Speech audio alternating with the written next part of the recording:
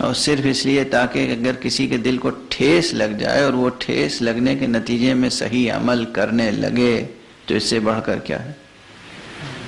آپ class room میں کسی طالب علم کو کبھی ڈانٹتے ہیں، کیوں ڈانٹتے ہیں؟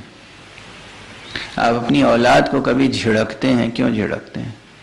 اولاد سے نفرت ہوتی ہے، اس لیے ڈانٹتے ہیں جھڑکتے ہیں کہ اس کے دل کو ٹھیس لگے اور یہ کچھ صحیح کام کرنے لگے۔ اس لیے میں کبھی مناظرہ نہیں پڑھتا ہوں، میں صرف ایک بات کہہ رہا ہوں، ایک ایسی محرومی ہے کہ انسان کی نماز ابتر ہو جائے،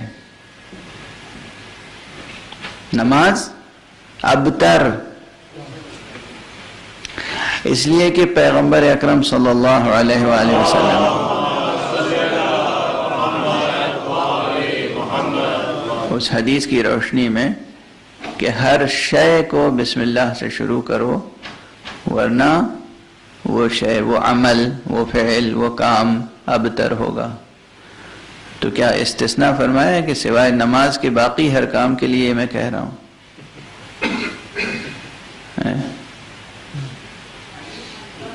سلام کے لیے مثلا ایک عام استحباب ہے کہ سلام کرو، سب کو سلام کرو۔ سلام میں پہل کرنا، پیش قدمی کرنا، اپنی طرف سے پہل کرنا مستحب ہے، لیکن